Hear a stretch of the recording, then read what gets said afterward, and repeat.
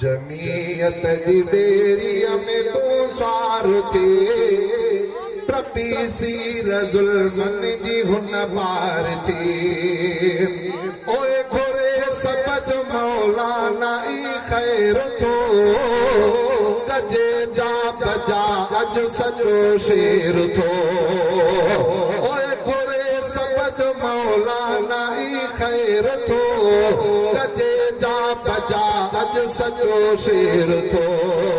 रजे मुंहिंजे काइदा हर गैर थो रजे मुंहिंजे काइदा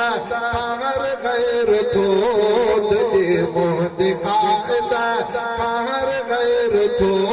मिठे मुल्क पंहिंजे जो सालार थी जमीयत जी बेड़िया में तू स्वार थी प्रपी सीर जुल्मन जी हुन पार थी चढ़ल बेड़ जई में थी रब जा वलियन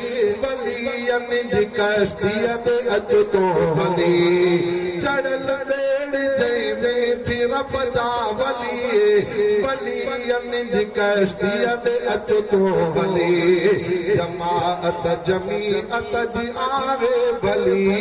जमाअत जमीयत जी आवे भली हुकूमत करण जा ही हकदार थी हुकूमत करण जा ही हकदार थी ओए कंदो कायदे सिंध जे तो हुक्म न हटंदासी पुठिते खुदा जो कसम कंदो कायदे सिंध जे तो हुक्म न हटंदासी पुठिते खुदा जो कसम दिलेरिया में दिल पर आराश तो उत्तम दिलेरिया में दिल पर आराश तो उत्तम दिलेरिया में दिल पर आराश तो उत्तम पढ़ो सिंध मोहजिया जो सिंगार थी नारे तकबीर कायदे सिंध अल्लामा राशिद महमूद सूमरो नारे तकबीर जमीयत जी बेड़िया में तू सार थी प्रपी सीर जुल्मन जी हुन पार थी तो पी पी के बिया आजमाए ॾिठो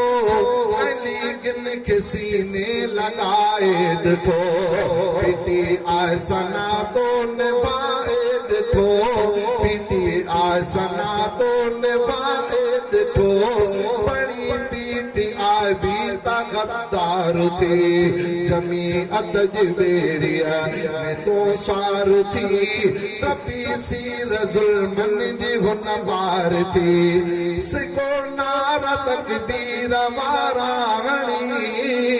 उथी तो जमीयत जा झंडा खणी ओए सिको नारा तकबीर वारा हणी उथी तो जमीयत जा झंडा खणी फतह दी दुहाने असांखे धणी छॾे सोच सारियों तू निर्वार थी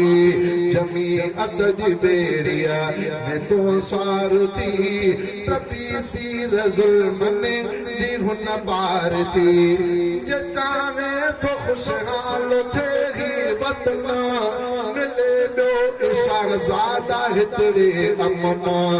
जे चाहे तो खुशहाल थे ही वतन मिले ॿियो शहज़ादा हितरे अमन त सारा जमीयत जा साथी थी वञे त सारा जमीयत जा साथी थी वञे लिखो सत सुठ मुंहिंजो मोही हार थी लिखो सत सुठ मुंहिंजो मोही हार थी जमीयत जी बेड़िया में तू स्वार थी प्रपी सीर जुल्मन जी हुन पार थी।